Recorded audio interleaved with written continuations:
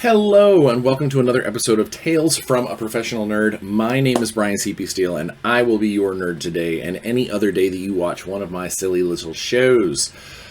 So, only because I don't know how my video editing software is going to react to this, I'm trying to record a video today, and hopefully, next week and the week after, and we'll hopefully get away from. For a while there, I was just doing lives, and while lives, I love them and they're super fun. I do find that I tend to have a lot more meandering and just kind of randomness on those, whereas these are a little more dedicated. So I'm hoping that everything goes well with the video, and you're watching this, and it's seamless and wonderful, and it's not filled with something awful. Either way, let's go ahead and do the Week in Bryan before we get into this week. I actually have a really rad interview with the creator of the Gun Belt role-playing game system, currently on Kickstarter. Go to the thing below, the description below, to click on that link and toss them a few bucks to help keep the algorithm alive.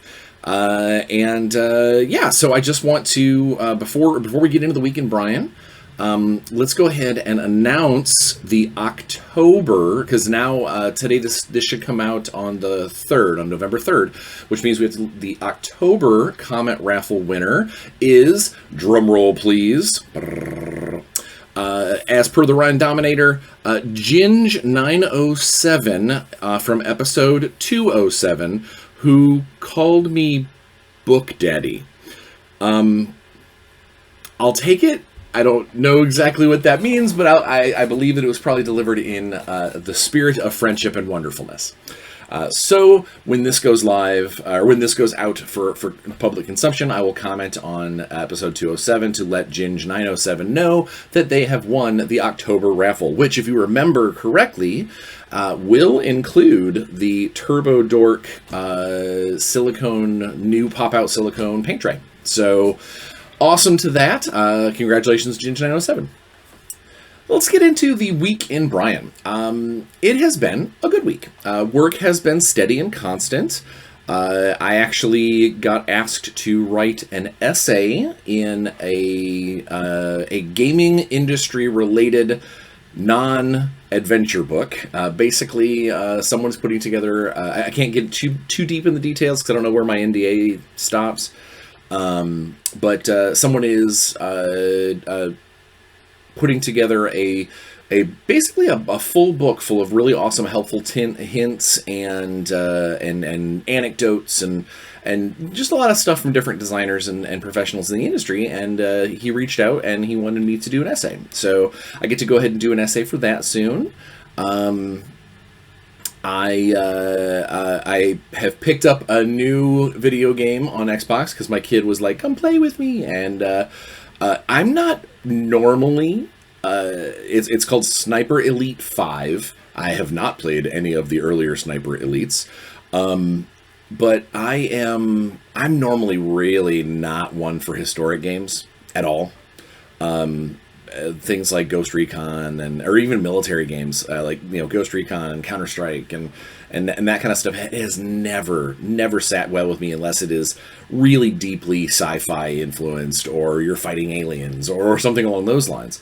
But I will say there is something about the enemies in that game set in World War II. It is very cathartic in today's arena of thought. We'll just put it at that. But it's a lot of fun. I'm having a good time. Still playing Starfield, having a great time with that, and getting a lot of Warzone playtesting in. We have some new stuff that is headed out for the kind of beta Redux rules that should hopefully be out very soon. But there's a bunch of new stuff coming down the pipe, and honestly, I've had to start doing some design work on some of the later waves to start getting those into pre-playtest and playtest. So lots of cool stuff coming there. I'll be very interested to see when the people get when the players get to see the changes and see some of the alterations to some of the units, I'm sure there will be a few people that will go, "Hey, I was talking about that on Discord. They listened to me." I also think that there's going to be a few people that get on there and go, I thought Bryan was mentioning something about that. So I'm looking forward to seeing how that goes. And probably during one of my later lives or whatever, I'll probably be discussing some of those changes once they've come out. The only other big gaming event that I had, we got to play my... we officially made characters for an old school Rifts game that my buddy's running, and I actually sent an email over to Kevin Simbata and was like, "Hey, just to let you know, I'm totally rocking a Dragon Juicer in my home, my buddy's home Rifts game, and I'm gonna have a blast. He's Wester themed. It's gonna be great." I haven't had any response yet, but I had told Kevin I was a big Rifts player back in the day, and we talked a little bit at the Alliance Open House about it. So I'm excited for that. That's going to be even if you don't like the system, even if you've got hiccups about Palladium as a company. I don't, all of that sets aside when I get to sit down with a bunch of my friends and just throw some dice and do hilarious, crazy stuff. Again, against black armored fascists. Seeing a theme.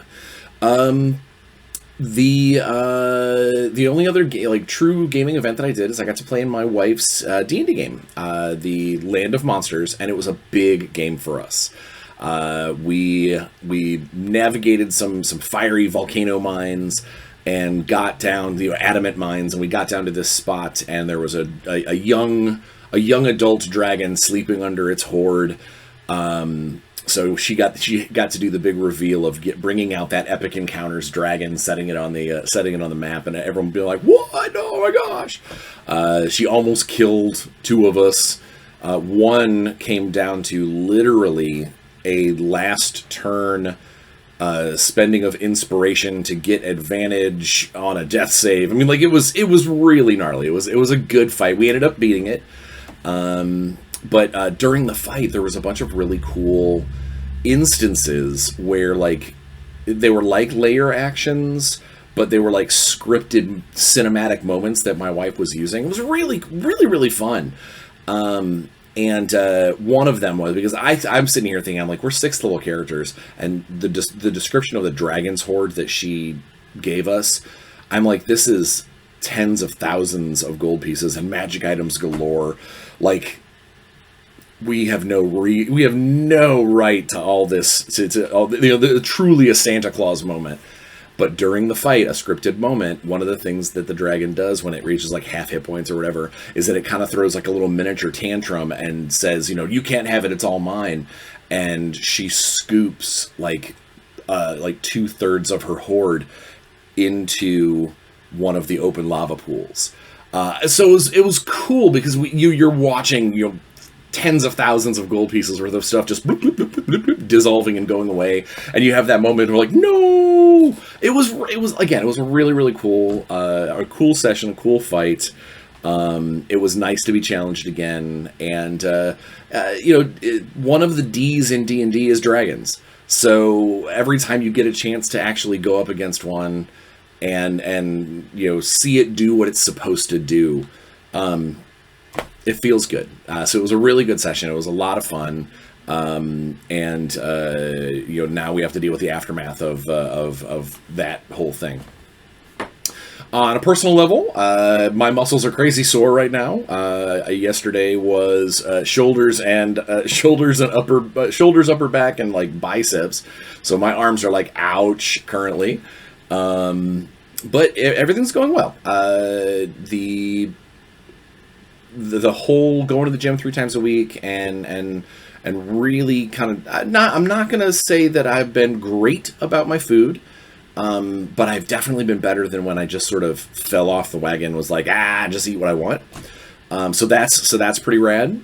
Things are good. I am now officially at the at and kind of staying at that 30 pounds lost since Origins. Hoping that Thanksgiving and Christmas and the winter layer doesn't slow me down too much. But as long as I don't backslide like I did last time, I feel like I'm still going to keep going. Luke Gygax has put together a group, a big group of us called Body by Gygax, because Luke is a beefcake. He is in shape. But he does a lot of time at the gym, and so we have a Facebook group talking about our health journeys and what we're trying to get out of it, and the goal is at GaryCon in March for all of us to hopefully get together and kind of celebrate our collective health journey, which I can guarantee that I've never in a million years ever said that would be something that I would want to do.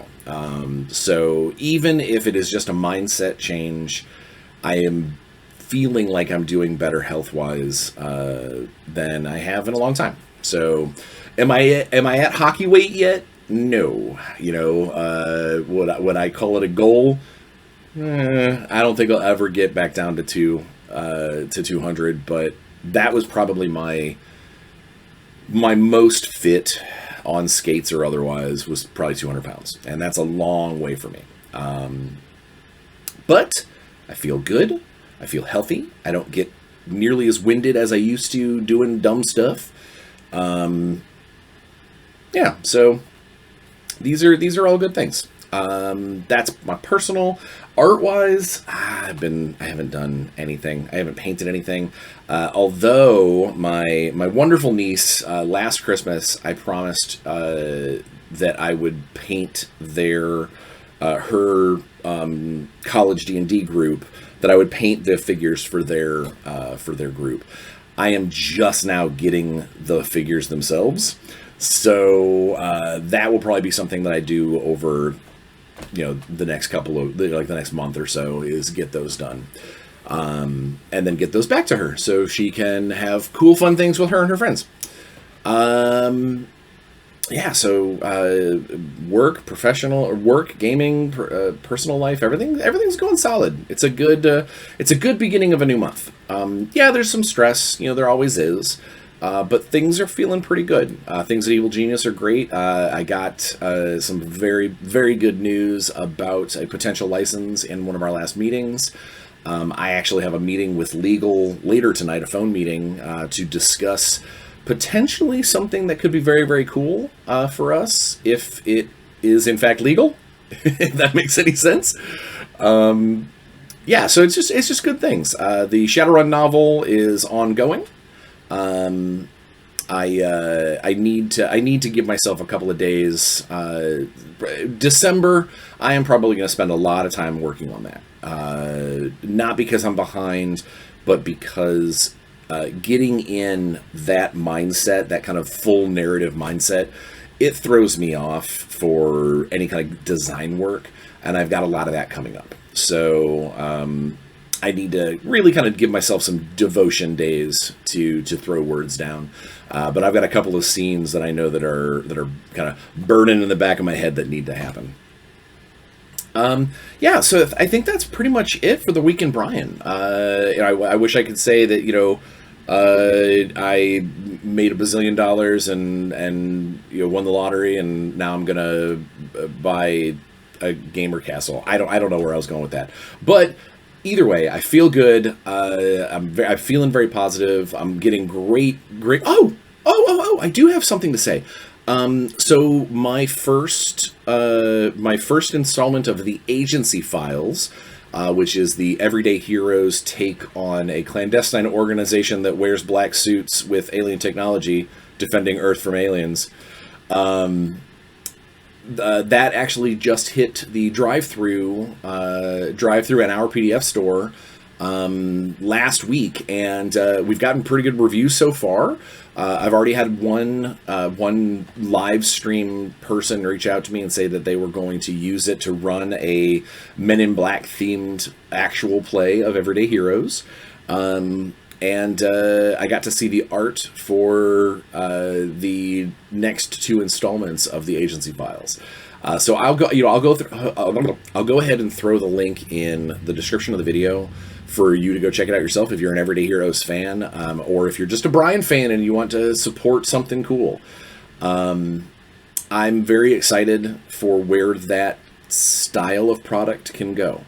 They're little bite-sized bits, they're little just fun little adventure things, and when we get enough of them put together, who knows, maybe it'll be an actual setting, or maybe I'll be able to run a convention using the agency in at a convention or something. Hell, you know what? Once all three come out, I'll say it now. And I'll put it in electronic writing. When all three of the agency files come out, I will set it in stone that either at Gen Con, if I can work out a special arrangement with our convention organizer, but if not at Gen Con, definitely at Gamehole Con next year. If Alex has me as a special guest, I will make running an agency game of Everyday Heroes. I will make that a special event. You've heard it here first, folks. And I will make a note of it after the video, so that way I can start getting the wheels in motion on that, because I know that's going to be a thing. Yeah, so I think that's about it. So without further ado, the Gun Belt. The Gun Belt role-playing game is a an independent game, its own design, put out by some friends of mine from way back in the Wayback Machine. And when I saw that their Kickstarter was up and live, I was like, you know what? Let's get them on. Let's get Ryan on the channel to talk about it. So we went ahead and pre-recorded this interview that you're about to see. So I guess without further ado, let's get into it, and let's see what Ryan has to say about the Gun Belt, the role-playing game. Hey everybody, I know you guys just saw me and my shining face. I was wearing a different shirt because I recorded this part on a different day. But I want to introduce you to... I completely missed your name again. It's Ryan. It's supposed to be a Faricelli. Right. But what's the American version again? My dad says Faricelli. But the rest of us say Faricelli or Faricelli, so Faricelli's fine. Well, so today it's going to be the Ryan and Bryan show. Great. And we want to tell all of our wonderful professional nerd fans out there about new stuff that's coming out. And this has crossed my desk. This new awesome startup role-playing game, The Gun Belt. And I've already told them a little bit about it, but I would love to hear in your own words, what brings you to the table? What makes you a professional nerd like me? Well, gosh, everything behind me, for starters. I've been gaming since lunchtime in middle school. My very first game was the old OzRip Marvel, yellow Marvel Comics box. Heck yeah. Game. So I've been doing it a very long time. I married my first LARP storyteller. So I'm pretty entrenched in the world, and like every single person who's ever played a role-playing game, I thought I can make a game. But of course, the first thing we discover is that not everybody can make a game, and it's a lot harder than you think. But here I am. I've actually done it. It's hard to make a thing, but I have. And it's called the Gun Belt. And the Gun Belt is the elevator pitches it's alien and robot cowboys that ride dinosaurs across an interstellar Wild West. So it checks a lot of boxes, and it's filled with a lot of fun things that appeal to kind of the kids in all of us. And I think the most exciting part about it is that we've got a system of mechanics that are kind of familiar. There's no new wheels to be reinvented in the mechanics area anyway. They've all been done, but the collection of the different types of mechanics that we've gathered up are simple enough that you can run an adventure game for my 14-year-old daughter who just wants to have her cowboys go out and fight dinosaurs, and she can do that. And then if I want to run something that takes place on the planet where there is an evil corporatocracy ruling with greed, like it was a coal mining town in the 1930s, and it's oppressive and harsh, and the world is out to get you, I can do that too. It's got that flexibility, and that's probably, I think, the thing that I'm most excited about with the game. You touched on the world and the corporation. You mentioned now I've read in the brief that in my head it reads Levi Corp. Is it Levi Corp or is it Levy Corp? So we say Levicorp, but the truth is the last name of the guy who founded it is Levi. Okay. So but everybody calls it Levicorp because part of the mystique is that this company is a mine. It's a mining company, and the rock that they mine is called levitite, and it's actually gets its name because it levitates.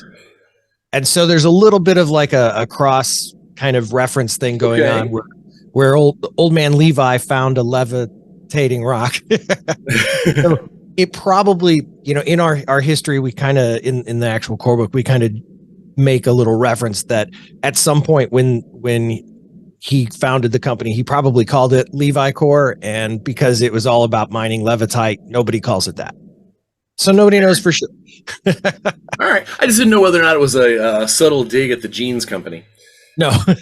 No. Cowboys in their denim. That's right. Yeah. So you mentioned the levitite and things that levitate. So the what's the level of like how sci-fi versus Western versus fantasy are we getting into here? Sure. As far as like one of the drawings that you had sent me is the effectively a triceratops that has a levitating wagon behind it. I'm assuming that that's fueled by levitite. Yes. Yeah. We actually talk about how we are a world without wheels. Which is part of the reason why we didn't reinvent any wheels with our mechanics, because there's no wheels in this game. That's cool. I like that. If it could roll, it actually floats. And so you've got float coaches instead of stage coaches. The wagons float, the trains float, everything floats because of this mysterious mineral called levitite. And the material, this mineral also kind of has an effect on people as well. Now that it's being mined so much, the dust is in the air, and there's sort of this it's almost like a crimson lung sort of problem. Like it would be black lung in a coal mining town. But what this does is it actually changes people a little bit, and it gives them extraordinary abilities, like mystical abilities. It's not magic. It's not magical, but it is a little bit. It allows them to go beyond. If this was DC Comics, we might say they're a little bit of a metahuman. But it's not quite like full on like Superman or anything like that. That's cool. Yeah. And so the heroes have those extra abilities, and those abilities are actually powered by one of our mechanics that is kind of cool. Is we have a mechanic of bullet points. So everybody has a pool. There's a pool in the center of the table that all of the players share. And if they want to activate one of their powers, they have to spend a bullet point. And so there's a little bit of a commerce that happens between the tail spinner, the storyteller, and the tail spinner is what we call our storytellers. So there's like an economy that goes on between the players and the tail spinner.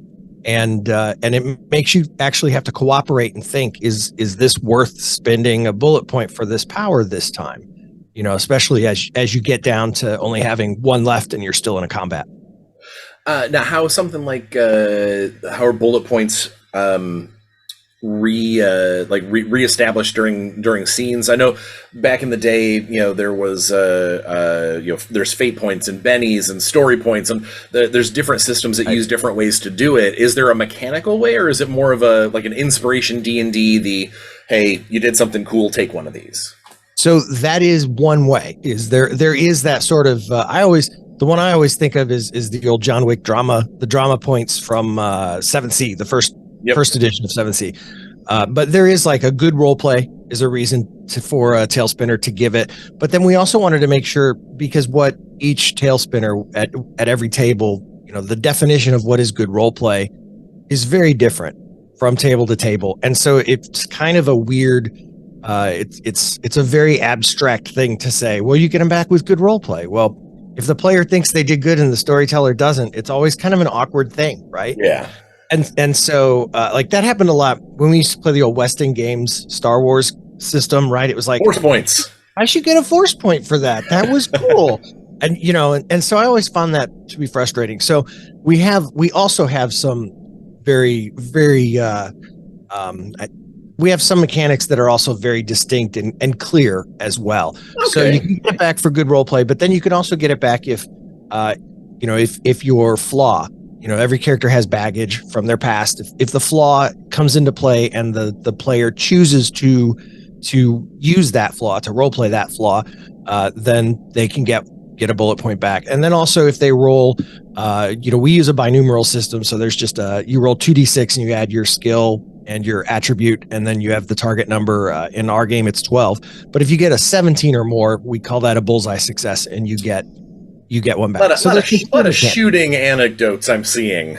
Yeah, it's almost like it's a game with gunslingers in it, right? But it's funny because that's actually the biggest challenge of the game as a designer, because when you think about like Dungeons and Dragons, right? Every combat can be very different because you've got a rogue with a knife, you've got a ranger has his bow and arrow, and the barbarian's got a sword, and everybody's got all these different weapons, and so it feels very different every turn. Every die roll feels different. But in a Western, you have this distinct problem where every single combat basically kind of becomes roll shooting, roll dodge, roll shooting, roll dodge, roll shooting, roll dodge. And that's a real challenge that we tried to manage through a couple of different mechanics. And but that's a tough one because you don't want it to feel so one skill focused. So you actually you skipped a couple of my questions. I'm sorry, but it was perfect. Your timing is perfect. So I wanted to know what do you, when it comes to your system, the 2d6, the kind of the base 12 system that you're looking at here. Yeah. What is your, and you can freely say, well, the whole thing, it's my baby. But is there a particular part of the system that is your favorite aspect? Like the thing that you, if someone said, pick one thing, everything else has to go, what would you keep? Well, honestly, the thing I love the most is the bullet point system. Okay. I love there's John. I talk about John Wick a lot because I think as a designer, he's actually really, really pretty brilliant. We all can have opinions about him as however we want, but like as a designer, his 7C is a benchmark. Exactly. All systems have their problems, but that game was amazing. Right. Exactly. And one of the things that he always says is that when you ask someone what's your game about, they always tell you the setting, and they don't actually tell you what the game's about, right? And with this game, our game is about this idea that when you are in a harsh world and being oppressed, that you are stronger if you work together. And our mechanic that embodies that is this bullet point pool. Okay. And so that's like my favorite, Any cool plans for bullet point counters? Like 3D printed Levitite bullets or anything? Yeah, we use because a lot of our genre is kind of based on this idea of the coal mining towns in America of the 1920s and 30s, where they were company towns, right? The coal mining company owned the coal mine, but then they also owned all the houses and they owned the grocery store. And so if you worked in the coal mine, they didn't pay you American dollars; they paid you in what they call scrips. Okay. And you would take these scripts, and so the coal mine gives you scripts that you would then pay the coal mine for living in the house that they own, and then you would pay the coal mine at the grocery store that the coal mine owns. And so it never actually ever entered the economy, and it actually allowed the coal mines to make much, much more money. Yeah. So we use scripts as our currency in the game because it's. I was about to ask that if that was then the wealth system is scripts collectively, or is there minted coin and stuff out in the world abroad or is Sure. it mostly like the script it's- situation? It's just they just use scripts, and they are minted coins. So Oh, they okay, cool. right, and they're kind of old school minted coins. One of the weird things about coal mining scripts is that most of them you told the dollar, so to speak, amounts, the denominations of the denominations. No, that's religion. Is it denominations? I think so. I don't know. I think it's a denomination of currency. Denomination. Yeah. So anyway, you tell the denomination of the currency by the shape of the hole that is cut in the center of it, which is really bizarre, but kind of cool. And so what we want to do is if we fully fund, like that's one of our very first stretch goals, is to be able to do little script coins that you can use as bullet points. That would be very cool. That would be very cool. It'd be pretty awesome. So I'm going to get into my questions now that we actually answered number 3. Sure. Question number 1. Okay. What was the moment that you knew you were going to start the gun belt? Like when you were like, it's not just I'm going to run this 7C game with this flavor. I'm going to go grab Savage Worlds and run it this way. Like that, you were like, no. I'm making my game, and this is the game I'm going to make. What was the moment? Well, initially, when the gun belt first started, it was a completely different game. So that's kind of a funny thing. We started with a game called The Vacant, and we got like a third of the way through developing the world, no mechanics or anything like that, but just kind of figuring out what this game would be. And then there's 3 of us. One of the partners, Rob, he kind of ended up with some problems going on in his real life that he had to attend to. So we kind of like shelved that. And Ashley and I, who is the other developer, we got together and said, well, if we can't do that, what do we want to do? And we actually thought that we were going to use an OGL. The gun belt was originally just going to be a sandbox genre, and we were going to, put it in a different system. And we shopped around. We play tested with 3 or 4 different OGLs. We started the Weston Games Tiny D6, which is the old Star Wars game. We started with that, and it didn't quite work. And we tried the 5th edition stuff, and that never felt right. That mechanics. A lot of young developers don't realize that mechanics are different in every game, not because everyone wants to make up new dice usage, but because part of the feel of a game is really embodied in how you're rolling dice. Absolutely. Yeah, and the great example of that is that when Wizards of the Coast had the Star Wars license, it was always weird to roll a level 12 stormtrooper, right? Like that just never felt like Star Wars when you're like comparing the level of my level 6 Jedi versus my level 4 stormtrooper. Like that was weird. It never felt right. And they worked fine. It's not that they weren't functional, but thematically it was weird. It just was weird, right? And that's where we kind of landed also with using 5th edition with the gun belt. It was weird to have my 5th level bandit against your 6th level lawman. Like that was weird. I've been saying this about, for the people who remember it, 4th edition D&D it's been panned, and everyone, I can hear the collective groans on the internet right now. As a system, at its core, from a designer standpoint, it's actually a really good system. Yeah. It just didn't have the theme and feel for D&D, especially at the time. Right. It was way too much of a right-hand turn. If it would have had a completely different skin on it, I think that it would still be here today. Because it was a really, really good system. It just didn't fit with, they tried to square peg round hole, and it just didn't quite work. And because fandoms, shock and awe, sometimes get a little angry and a little vocal on the internet, and so that immediately went away. And so I completely agree. Is you gotta find the mechanic that you want. You gotta find the way that it fits. You gotta find does it use multiple dice? Does it use multiple of the same die? Does it hell, in some cases, does it use dice? Like there's so much that you can put into this, and then you have the flavor part. The What do you know? I go back to the original Deadlands. Well, since we're talking, it's fresh in my head because we're talking Absolutely. about Weird West stuff. Right. You had to use poker cards. The poker cards. That was. I remember the first time I sat down and played that, and was like, okay, so where are my dice? And they're like, it's not like that. And I was like, okay, no, hang on, no, seriously, what do I do? And they're like, no, here you go. And while I don't know if that would fly with today's gaming community, I don't know if that would be nearly as successful as it was at that time. We talked about using that system, the playing, because there are a couple of poker based, kind of OGL things out there. We talked about using that, and what we remembered that a lot of people don't know is that after they made that first edition of Deadlands, they discovered that the 15-year-old players don't know how to play poker. Yep. And learning poker's a huge learning curve. Yeah. Right. And so you had to learn to play a game so that you could learn to play their game.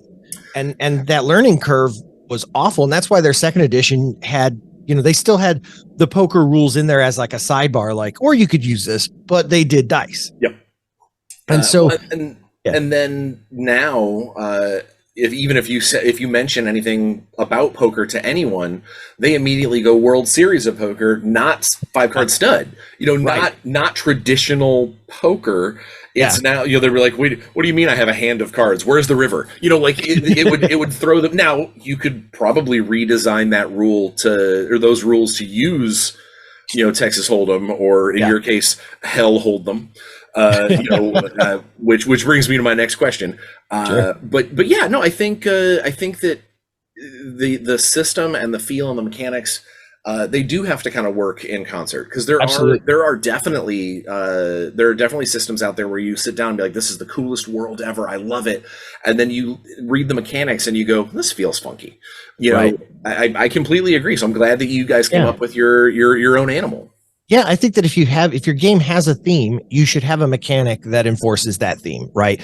Even you go back to Dungeons and Dragons, what is it called? Experience points. And it was because they were rewarding players who experienced something. Who did stuff. If you killed the kobold, you got that experience. Yeah. It's all of the, when you look at the greatest games, the best games, World of Darkness is another great example. If you're playing Vampire the Masquerade, the theme of that game is hold on to your humanity as long as you can. And guess what? They have a mechanic called humanity. Now, I also think that that's a failure. I don't think humanity ever worked the way that they wanted it to. It never actually did what it was supposed to, but they tried. They knew it. It's not their fault that the players grabbed it and went, as long as my storyteller doesn't call me out on it, I'm fine. Right. It came back to that thing we talked about earlier, where good role play is different at every table. Yep. 100%. How humane it is different at every table. And it's impossible to actually list every single thing that a character could possibly ever do ever. And whether or not it was humane or not. Yeah. It comes down to and you never want to create an argument at the table. The storyteller says, I think that really doesn't fit into your hierarchy of sins, and you go, yeah, but it does, because I said so. and so I'm with you on that. That it was a really good idea, and it was a cool way for a storyteller to have some bookends. Right. But it definitely still required a lot. I don't want to say a heavy hand, but at least a hand. You couldn't just let your players run willy-nilly. Yeah. Yeah. And if you broke your humanity, then it opened up all of these fun paths with new, better powers. So it almost encouraged you to not play the game they designed. Yeah. In the early editions. So they tried. They knew the theory that they should do that. It doesn't always work out. I'm sure someone will find something in my game that's not great. Well, I mean, I hope not, but most recently, the last couple of years, when back when I was still at Renegade, the Vampire Storyteller's Guide came out, or the Sabbat Guide came out, and Elisa was very specific and very hardcore. We need to make sure that there is a call out in the front of the book that says this is not for players. These are the bad guys. And literally the PDF was out for less than 3 hours, and a Sabbat player stream popped up on Twitch someone going, starting Friday, playing the Sabbat of New Orleans. And it was one of those things where it's like, you can always tell the players, you can tell everybody, hey, it's not a great idea to do this. Yeah. It's overpowered to do this. It's underpowered to do this. And they're still going to do this. You have to, no plan or design survives, contact with the player base. Right. And you always have to remember that if you don't want your players to play it, then just don't put it in your book. Yeah. You have to realize really the only way to do that. And they're going to, I'm running into this now with the Transformer stuff that is coming out, that I put things in there as, maybe hints and stuff to future books and whatnot. And they're reverse engineering things on Discord. They're like, so I break this down to this town, and it's like I listen and go, well, I mean, I don't want to step in and break an NDA and go, hey, wait 6 months because it's coming. Right. But this is what they're going to do. You get a devoted fan base. You get somebody who's hungry for that stuff. They're gonna find a way. Yeah, and especially now that there's Discord and places like that, they can go online when they all get together.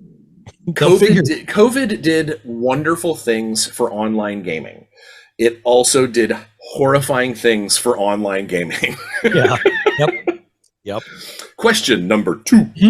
All right. So your world, the Gunbelt, takes place on planet Hell. Right. And obviously it's a kind of a Western Weird West feel. Right. Is there more on planet Hell? Are we just looking at a particular slice of life and there's a polar ice cap or something that we're going to see the next, the ice belt is going to be the next one? What are we going to see next? So Hell is actually technically the planet Weston, right? And they call it Hell because it has suffered from an ecological disaster. Something in the past destroyed one of the moons. And the moon happened to also be primarily levitite. And so when it crashed down, when it crashed down onto the planet, it spread levitite everywhere. It buried a civilization of people who were there before this group. They call them the protosaurals. They were a dinosaur people. There are dinosaur peoples that you can play in the game. They are saurals. They are like modern, quote unquote, the modern saurals. But their story has been lost to this disaster. And so this game kind of primarily focuses on this one, you might call it a continent. I don't want to actually go so far as to say that it's specifically a continent from a, plate tectonic standpoint or anything, gotcha. But it's like a continent though. And they can't really get outside of it because of the way the mountains are and the way, so there are different, barriers that kind of keep them in this large section of territories. But so there are like rumors that there are things outside, but we kind of leave that off the table because, if somebody wants to create something and go play out there, that's fine. But we really just wanted to focus on this one sort of country, this group of territories, because that, the idea of a corporatocracy really only works if it's kind of contained and you can't get out of it. Right. And so the planet, because it suffered this ecological disaster, there are sinkholes and they call drop pits. There are steam vents that come up and it's very dangerous, not to mention the fact that there happen to be a lot of large creatures that can eat you. All right. So what you're saying here is when I run my gunbelt game, I can go ahead and push over into the polar ice cap and have Psychic Yeti. Sure. Yeah. Right, Psychic Yeti. Psychic Yeti confirmed. All right. Can we call it a Yeti Saur? A Yeti Saur. Yes. That we already did that one. So do you see question number 3, the redux? Do you see the player characters being heroic? Like kind of as a nature, is this a heroic game, or is this a game that is, we're going to leave your moral quandaries up to the players, or is it more like, no, we're shooting for the no pun intended, we're shooting for good guys, shooting for the white hats. So one of the things about Westerns is that a lot of Westerns, Westerns are gray, right? Even the good guys are not necessarily always good guys. Unforgiven. There's always this baggage. You're always, and so one of the cool things about the Western genre is that the true villain is really progress. Really, that's really ultimately what you're fighting, right? Your horse is about to become a car, right? And your horse can't keep up with the car. It's about people who have pulled themselves up by their bootstraps, so to speak, to use some of that old lineage or all that old lingo. These people have pulled themselves up by their bootstraps in harsh territories that have not been explored or tamed, and suddenly somebody's starting to come up in a car, and the train is now making it so you don't have to do, and so I think at the heart of a Western, the real villain is progress. And so whether you're playing a good guy or a bad guy, we didn't really care so much. Okay. We like to think that most people who play this game, they will play them as heroes, right? But one of the archetypes that you can play is bandit. But we made sure that there was only one. So what happens is if you have 5 players who all want to be bandits, it's going to limit what they can do because they're all going to have access to the same burdens, which are the mystical powers that Levitite gives, because those are they're kind of sorted by if your point of origin is how you grew up, what was your childhood like? Were you a street rat, or were you, was your dad a preacher, or was your mom, were your parents famous? And so that kind of gives you a certain set of skills. We use a life package kind of build. Your destination is what you do for a living now. And that's the archetype where you would pick bandit if you were a bandit. But those destinations also have certain skills, and they have certain burdens that are connected with them. And so if you don't want everyone to be having the same choices, you probably don't want to have a full set of bandits. So it's subtly using the mechanics to encourage games to not just be evil games. Okay. Yeah. Cool. I like that. I think we kind of answered your question, right? Oh, absolutely. Absolutely. 100%. So we already talked about your favorite aspect of the system. That was the question that we leaped over. Are there any iconic characters or we talked about Levi, right. But when it comes to people who are familiar with Pathfinder books, there's always an iconic character for every class, and you see that person that shows up in every time that class has happened. You sent over a picture that was a handful of the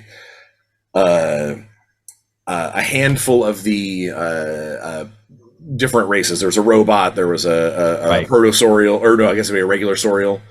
But then there was the guy who looked like a Western version of Mondo Gecko. That's honestly, speaking of, we talked about TMNT earlier, but speaking of the Mondo Gecko is one of my favorites, and I saw he jumped off the page to me. I was like, oh, look at that.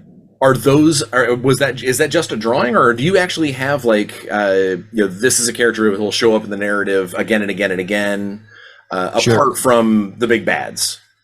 Well, we have a little bit of all of those things. The group photo image that you actually saw, that is just from our character creation section, and so those are just kind of generic characters. There's a human, there's a bot, which are like a robot. It's a robot that has been awakened by the mystical powers of Levitite, so it is now sentient, right? Okay. Sorrels are the dinosaur people, and then howlers are like coyote people. And so you have a choice of these 4 species that you can play, and different species have access again to different burdens. But we have a lot of NPCs that kind of show up. Obviously, Hiram Levi is the current president of Levicor, and he's the grandson of the founder. Okay. And so he's got a wife, Abigail, and a couple of kids, Martha and Ida, and they are married. And each of the territories has a president, because it's structured like a company, right? So you have vice presidents and directors of the different territories that exist, and they all happen to be mostly family members. because it's a company, right? And so it doesn't matter. But there are some mayors, there are some towns that we've fleshed out that's in the text that have different characters. And so yeah, the truth is there are a lot of humans on the board of directors for Levacore, but once you get outside of that, a lot of the mayors are sorrels, a lot of the mayors are howlers and things like that. And so there are a lot of different interesting characters. And the really cool sorrel I think that you saw, there's a picture of, I think I sent it to you, is a guy named Cratchit Glyph, and he is the high curemander of the Horizonist religion.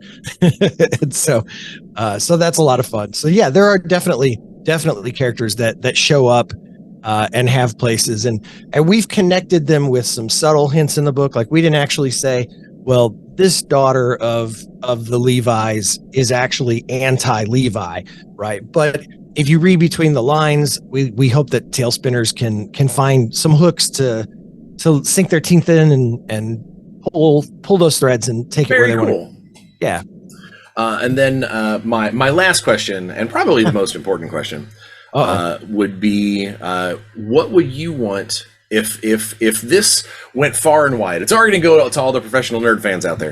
But if this video went far and wide, what would you want to tell potential people that are going to go click on the Kickstarter link, which you will find in the description of the video, that what you would love, what you're hoping to see from them, apart from them backing the Kickstarter, which they should. Right. Well, that's certainly a big thing. And the one sort of message I'd want to make sure was conveyed is that it's not cowboys and Indians. I am a middle-aged white guy, and that is not my story to tell. You know, I could tell cowboy, but I can't tell the Native American tale, and we have not gone that route with the game. And so that is something that I've had people ask, you know, well, you're three white guys. Why are you doing this cowboy and Indian metaphor? And it is not that. And we are very clear about that in the text. Like, this is not a tale of colonialism. This is not that trope isn't there. Right.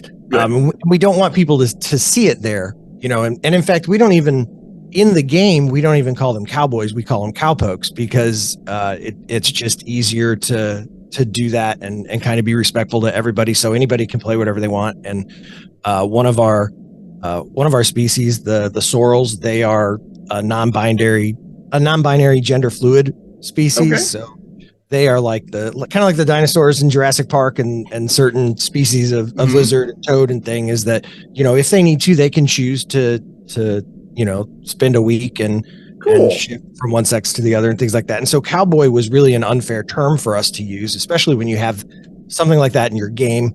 And we want it to be very respectful and work hard to, so, you know, we're not That's just awesome. A couple of middle-aged white guys trying to do cowboys and Indians. That's not where we came from. So that's the first thing that I would say. But what I would really like is I'd love for the game to be popular enough that people, play it every week. And I love the idea of it being something that they can run one game for their kid and their kid's friends, where they can just go out and beat up bad guys and capture dinosaurs, round up all the trikes and things like that, do a cattle haul and things like that. But then also be able to hang out with their regular gaming group of adults, in the evening time and run something that's a little darker, a little more harsh and a little more gritty. Okay. Because I think that's really kind of the coolest thing about this game is how both of those stories fit and the mechanics are able to support them both. And so I would really hope that people would just play the game and love it and share it with everyone who wants to play, especially their kids. That is awesome. Yeah. Kids love dinosaurs. And robots and aliens. And robots and aliens. Yeah. Across the board. We all love these things. Right. So then I guess my last, not so much question is, if anybody is trying to get a hold of you, wants to ask questions or anything, where can they find you, Ryan? Sure. Well, they can send an email to info@thegunbelt.com. Believe it or not, we got thegunbelt.com, which is wild. So you can go to thegunbelt.com, or you can go to facebook.com/thegunbelt. That's really the best place to find us, is on Facebook, or you can find us on on Twitter or X, whatever you'd like to call Wix. it. I don't know. I got nothing. Exactly right. But and our username there is the Gunbelt. So really, just about anywhere on those social medias, we're at the Gunbelt, and then you can go find us on Kickstarter. And any of you who are watching this on my channel, if you leave a message or a question or anything for Ryan or for the Gunbelt folks in the comments, not only will it sign you up for the monthly comment raffle, but I'll make sure to go ahead and get those questions moved over and hopefully answered as quickly as possible. Thank you. I really appreciate it. No worries. No worries. So from one professional nerd to another, I thank you so much for coming out and talking about your project, and I smell success in the future, or perhaps my hot chocolate. I'm not sure. Well, it was my pleasure to join you. I appreciate you having me. All right. Well, for those of you watching, we'll say bye to Ryan, and you'll see me again, probably in the same shirt that I had in the beginning, here in just a few minutes.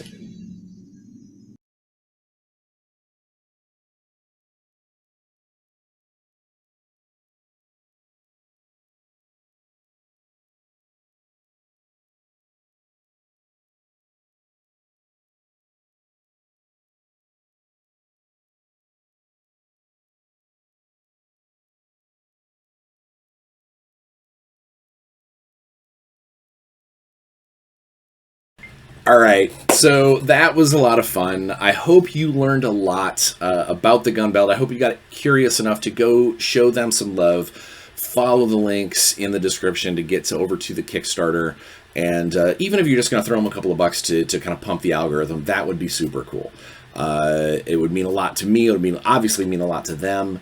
And it would mean a lot to all the robots and dinosaurs that need to be ridden by cowpokes, whether they are lizards, alien, or otherwise. So it was fun. I'm glad that we had a chance to do that interview, and I look forward to seeing where that goes and seeing the comments about it or any questions and things that might come up. So you know what? Be safe. Wear a mask. Wash your hands. Don't eat off the floor. Try not to lick doorknobs. These are all things that will hopefully help keep you safe. Wear a mask if you have to. Wash your hands.